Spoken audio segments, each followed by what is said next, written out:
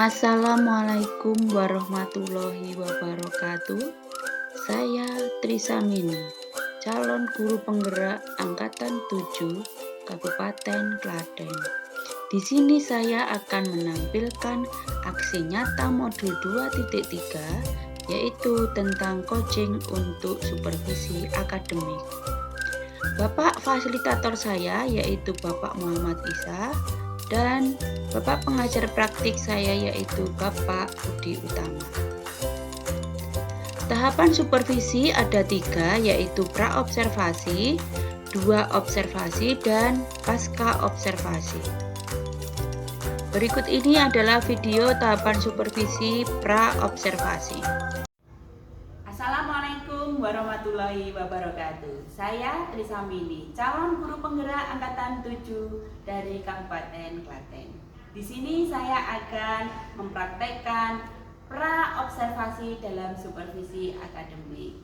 Bersama saya sudah ada Bu Rosita. Selamat pagi Bu Rosita. Selamat pagi Bu Trisamini. Bagaimana kabarnya hari ini? Alhamdulillah sehat luar biasa seperti biasanya. Iya.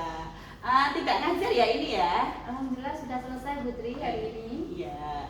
Untuk kali ini Bu Rosita saya akan melakukan pra-observasi dengan tujuan kita saling bersharing ya, saling berbagi ilmu, saling berbagi pengalaman yang tujuannya untuk memperlancar atau membuat Anda nyaman ketika pelaksanaan supervisi minggu depan gitu ya.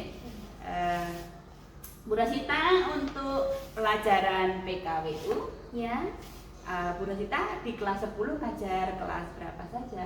Di kelas 10 ini saya mengajar 2 kelas Bu Tri, di kelas 10G dan 10H. Oh, jadi tidak semua paralel ya? Enggak, tidak. Cuma dapat 2 kelas saja saya. Ya, tidak apa-apa. Terus ini Bu Rosita, untuk supervisi minggu depan itu yang sudah Bu Rosita siapkan apa saja? Untuk kegiatan supervisi minggu depan saya sudah menyusun RPP Bu Tri, Ya. kemudian media Pembelajaran yang ya. digunakan Oh, ya. untuk kegiatan supervisi, kemudian juga ada LKPD yang dikasih kepada siswa ya ketika pembelajaran minggu depan. Iya. Bu Rosita ngomong-ngomong ya untuk materinya yang akan Bu Rosita berikan dalam observasi minggu depan apa ya? Materi yang akan saya sampaikan kepada siswa dalam supervisi minggu depan adalah tentang pemasaran produk pengolahan makanan awetan dari bahan pangan hewani Bu Tri. Ya. Terus tujuan pembelajarannya dari materi tersebut apa yang ingin dicapai dari pelajaran ini? Tujuan yang ingin saya capai dalam pembelajaran ini adalah agar semua siswa itu bisa memahami tentang pemasaran secara langsung dari produk pengolahan awetan bahan makanan dari produk hewani ini. Jadi ini produk hewani ya? Ya. Pernah produk nabati juga pernah ya? Pernah, nabati itu ada di semester 1. Oh, Ini semester semester 3 bahan pangan hewani Putri. Ya. Tadi kan Bu Rosita sudah menyampaikan sudah persiapan dengan RPP-nya ya? Ya, sudah. Untuk langkah-langkah pembelajarannya bagaimana ini Bu Rosita? Kalau langkah-langkah pembelajaran itu hampir sama dengan yang biasa saya terapkan pada siswa. Dimulai dari pendahuluan, kemudian kegiatan inti dan penutup Putri. Ya. Untuk kegiatan pendahuluan biasanya saya pimpin doa dulu. Jadi saya tunjuk ketua kelasnya untuk memimpin doa, kemudian mengkondisikan siswa, kemudian saya absen siswa, Ya. kemudian ini saya tambah untuk latihan stop dulu Ya. agar siswa itu bisa konsentrasi dalam kegiatan pembelajaran. Kemudian saya ingatkan lagi kesepakatan kelas yang ada di kelas tersebut. Ya. Kemudian saya sampaikan tujuan pembelajaran yang ingin dicapai pada hari itu. Kemudian mulai memberikan pertanyaan-pertanyaan pemantik kepada siswa ya menuju materi yang akan diajarkan. Kemudian pada kegiatan inti itu nanti saya akan melaksanakan kegiatan kegiatan diskusi kelompok Putri. Ya. Tetapi agar siswa itu tidak menggantungkan anggota kelompoknya, saya tayangkan dulu di slide itu tentang gambar dan artikel. Nah, saya suruh kepada setiap siswa untuk membaca artikel dan gambar dan mengamati gambar yang ada di slide itu. Kemudian saya cek satu-satu dengan memberikan pertanyaan. Nah, dengan memberikan pertanyaan itu mereka kan akan lebih fokus. Oh, nanti saya mendapat pertanyaan ini, jadi saya harus benar-benar memahami dan membaca artikel yang saya tayangkan. Baru setelah itu saya bentuk kelompok diskusi. Nah, kelompok sekitar 5 orang Putri. Nah, nanti bahan diskusinya itu sama dengan yang saya tayangkan di slide itu. Kemudian mereka meringkas apa yang mereka dapatkan dari bacaan di artikel tersebut kaitannya dengan pemasaran secara langsung produk makanan dari bahan hewani ini. Nah, di akhir kegiatan diskusi seperti biasa setiap kelompok memaparkan atau mempresentasikan hasil diskusinya. Kemudian kelompok lain mengamati dan memberikan pertanyaan seperti itu. Kemudian di akhir pembelajaran di kegiatan penutup itu akan diadakan kegiatan refleksi dari pelaksanaan pembelajaran yang sudah berlangsung. Kemudian saya menyampaikan kembali materi yang akan dipelajari pada pertemuan selanjutnya. Ya. Dari tadi ya untuk diskusi tadi kan ditayangkan artikel sama narasi ya. Itu hanya 2 media itu saja kah? Sementara iya, tapi nanti rencana saya tampilkan untuk video ya. Video, dan tambah siswa video ya. Ya lebih tertarik lagi. Kadang kalau gambar sama bacaan yaitu minat siswa agak susah ya. Jadi kalau ada video mereka tuh lebih tertarik dengan video tersebut. Ya.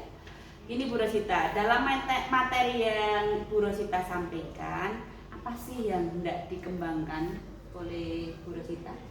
Yang ingin saya kembangkan dari materi pemasaran secara langsung makanan awetan dari bahan hewani ini adalah agar siswa itu, setiap siswa ya Bu ya, itu memahami bagaimana yang pertama apa dulu itu pemasaran secara langsung.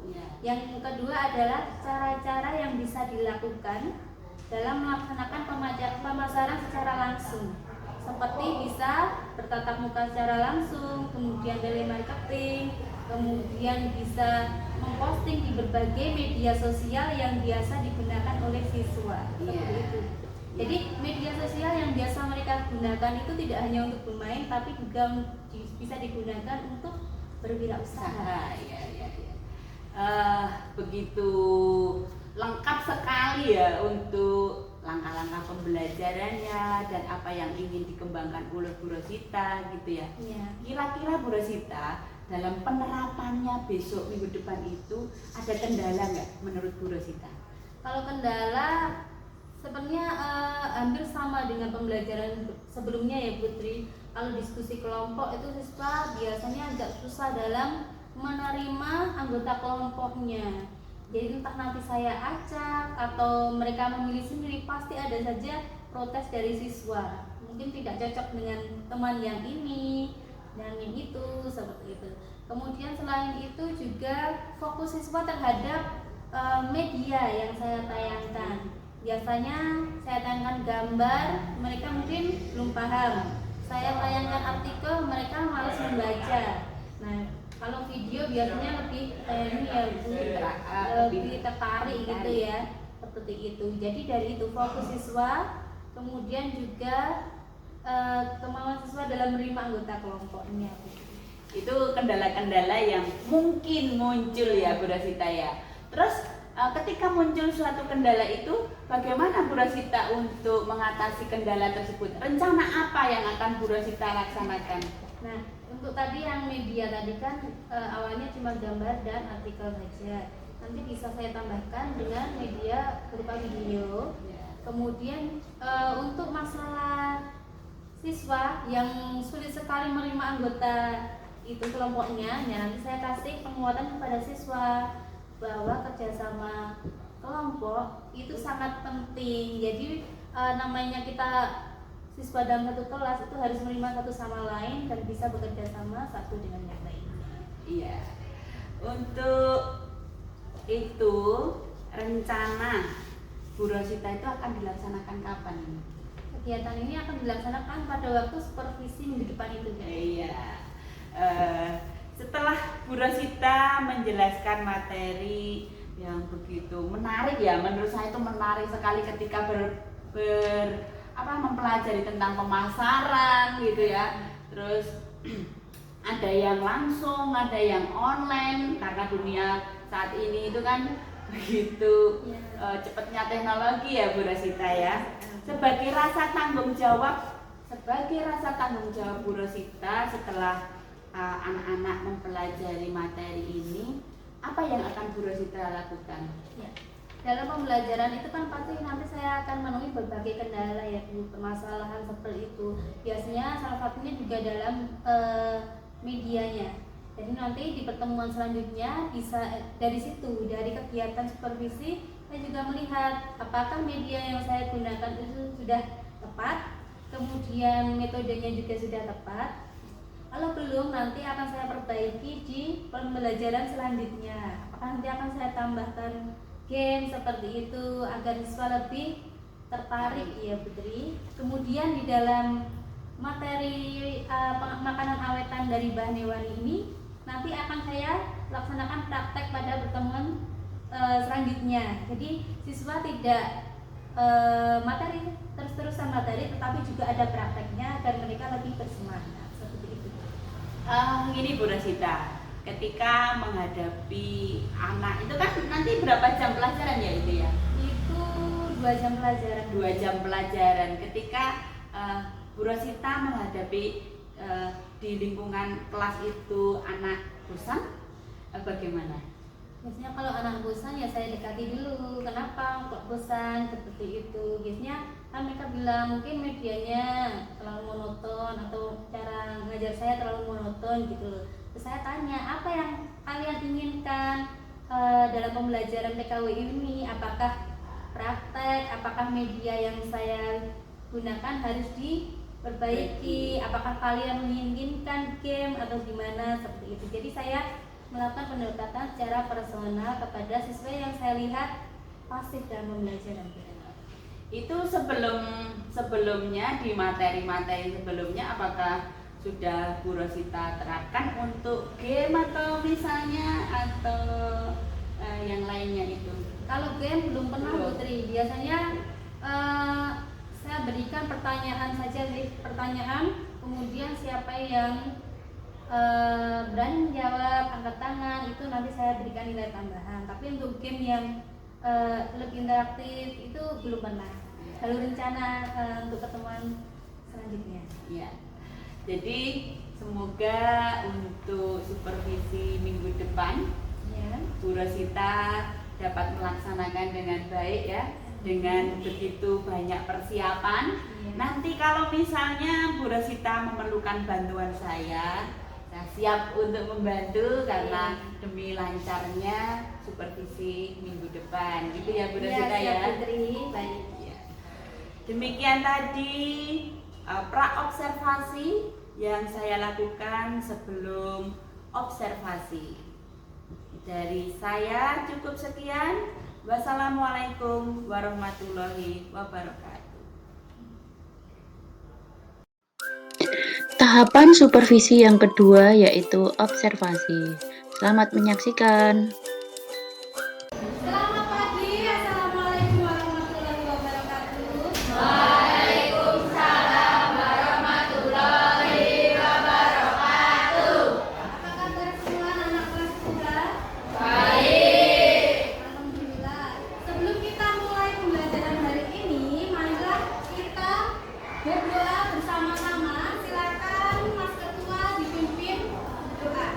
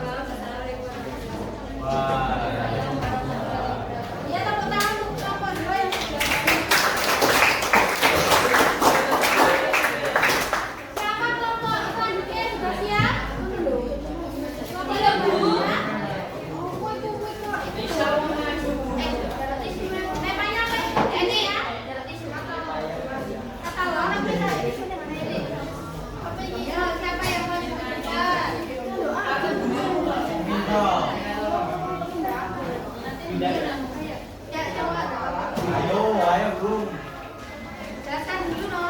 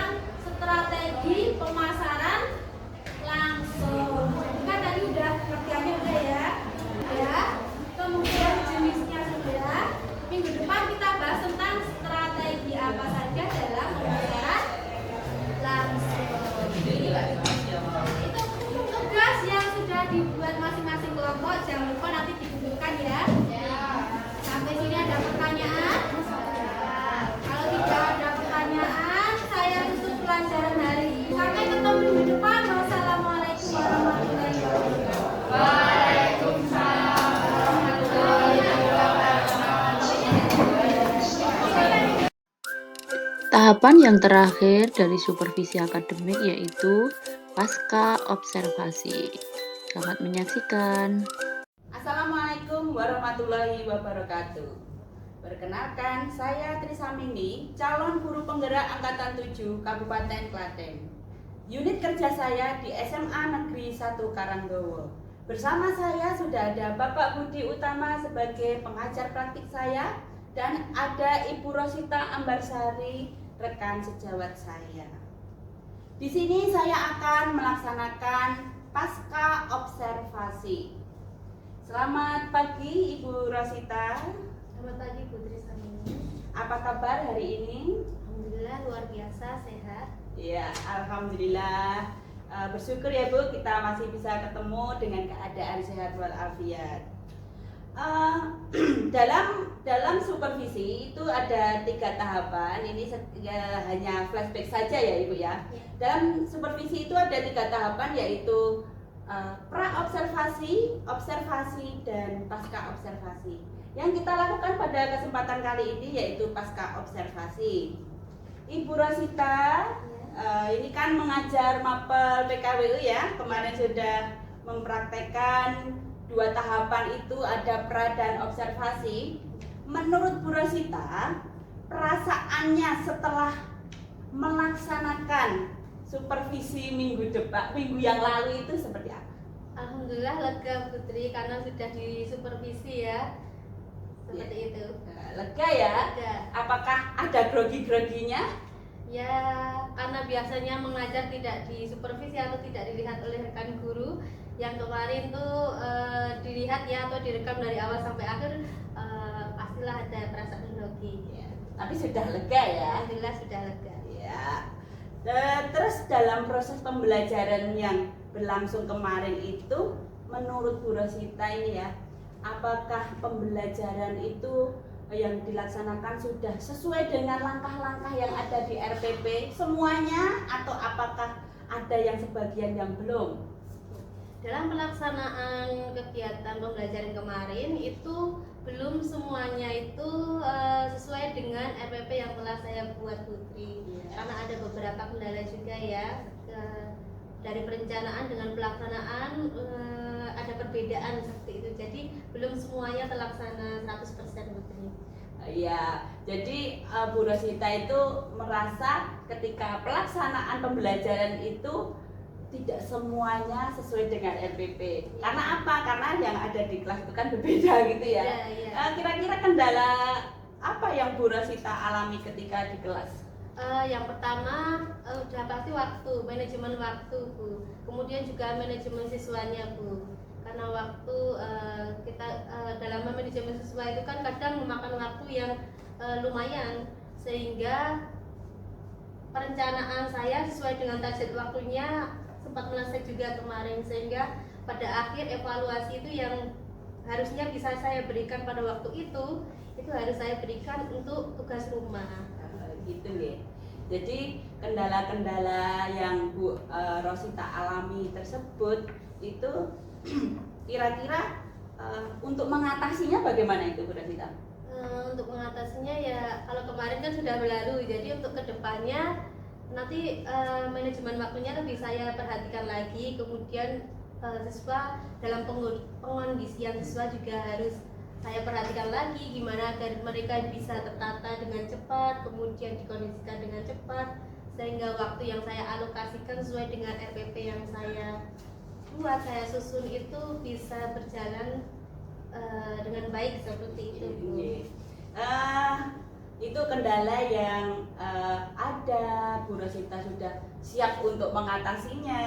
Itu akan dilakukan kapan nih ya, untuk mengatasi itu, pelaksanaan itu kira-kira Bu Rosita mau terapkan kapan?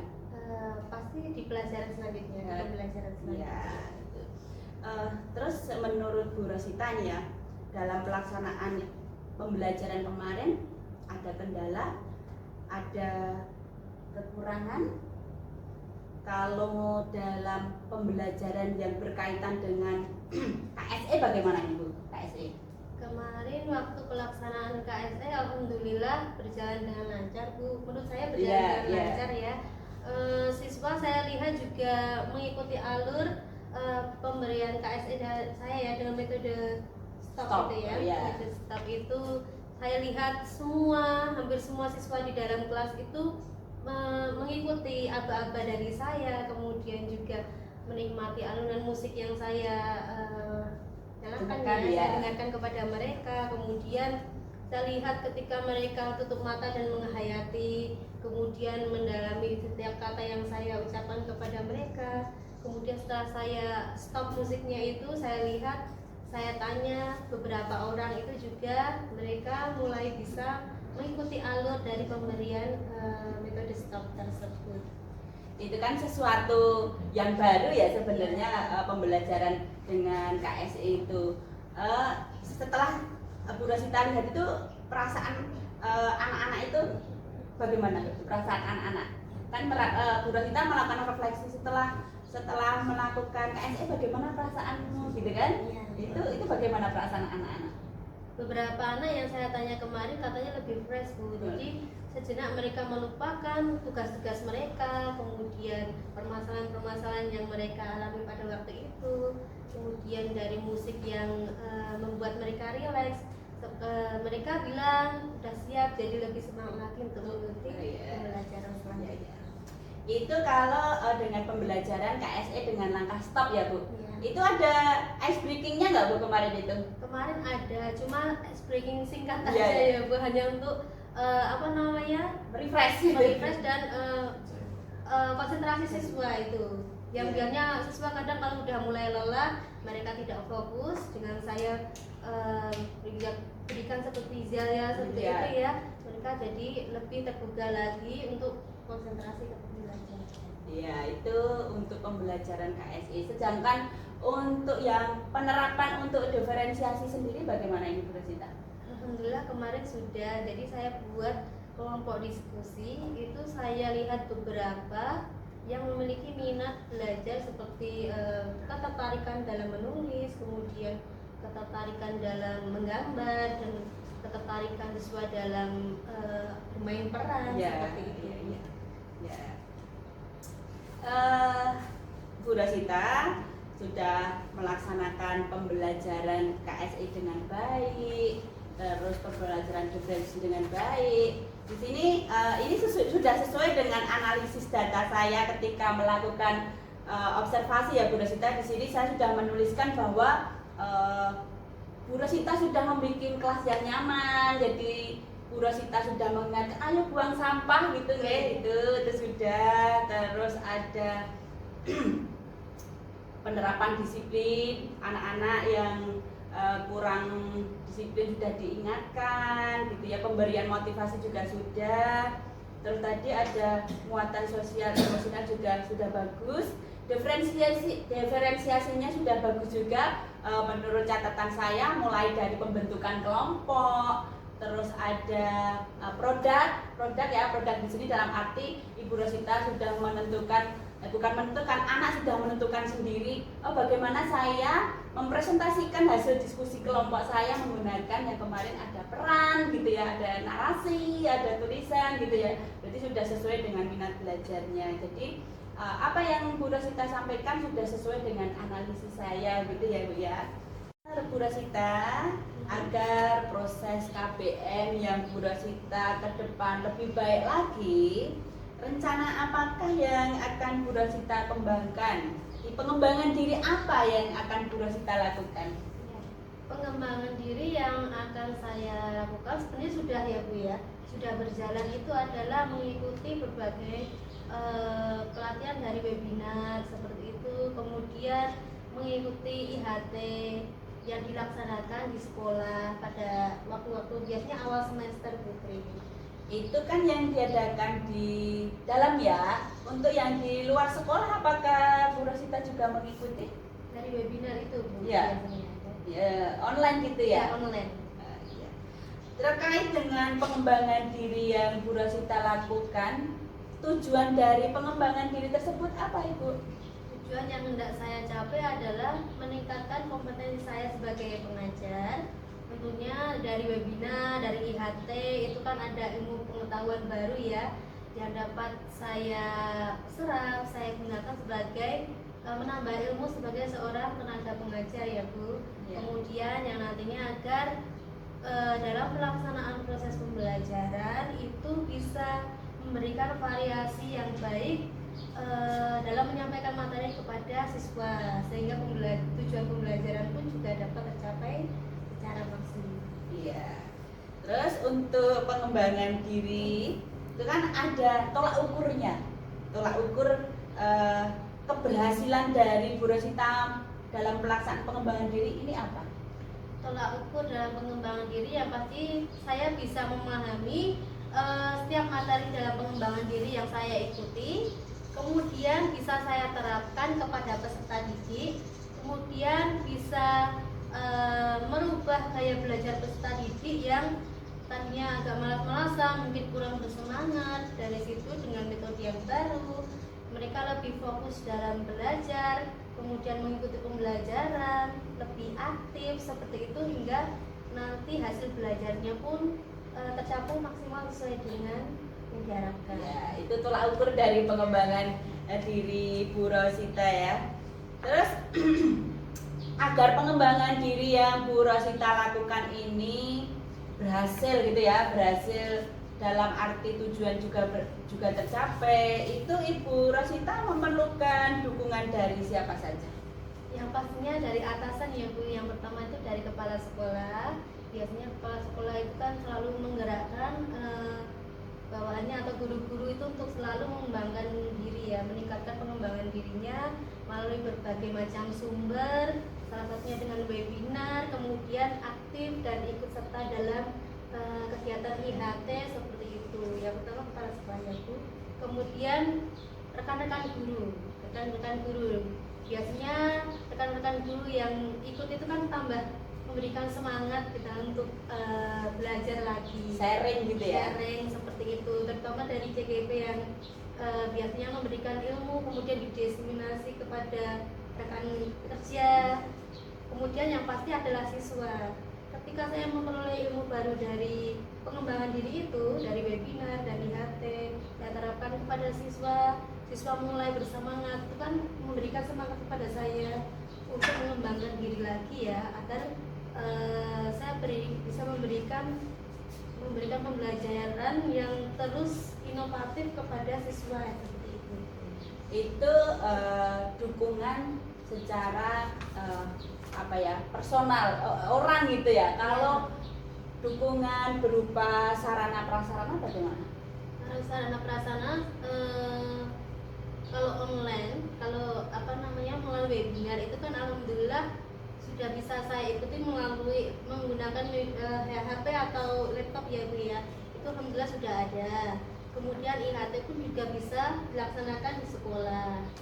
Kemudian untuk penerapan pembelajarannya pun juga di kelas alhamdulillah sudah ada LCD, kemudian ada speaker, walaupun ada beberapa kelas yang rusak gitu ya. Ya itu mungkin perlu perbaikan agar pembelajarannya pun juga akan lebih lancar ya. Terus pengembangan diri yang Bu Rosita laksanakan ini kapan akan dimulai atau sudah dimulai atau waktunya itu akan dilaksanakan setiap apa gitu? Kalau sudah dimulai sudah Bu, Yeah. Jadi sudah satu tahun ini saya laksanakan.